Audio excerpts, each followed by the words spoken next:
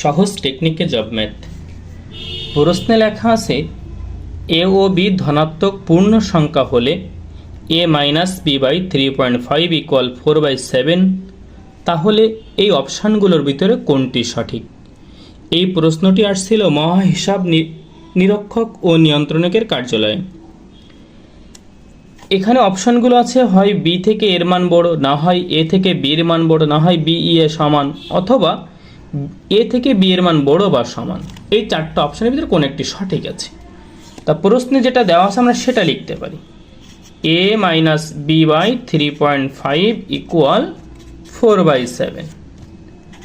এই a minus B কে রেখে দিলাম, 4 গুণ এই 3.5 ভাগ ছিল গুণ হয়ে যায় বাই 7। 4 5 20, 0 হাতে 2, 3 4 12 আর 2 14, দশমিকের পর একটি সংখ্যা, তাই দশমিক এখানে 7। তার মানে 14/7 কাটাকাটি করলে হচ্ছে 2। a মাইনাস বির মান হচ্ছে 2। a কে রেখে দিলাম, এই 2 প্লাস বি। প্রশ্ন তাহলে এই পর্যন্ত আমরা বুঝলাম যে এর মানটা হবে বির মানের সাথে 2 যোগ করার সমান। বির সঙ্গে 2 যোগ করলে তারপর এর মান সমান হবে, তাহলে বোঝা যাচ্ছে বি থেকে এর মানটা হচ্ছে বড়। অতএব অ্যান্সার হচ্ছে বি থেকে এর মান বড়। ক হচ্ছে অ্যান্সার, বি থেকে এর মান বড়।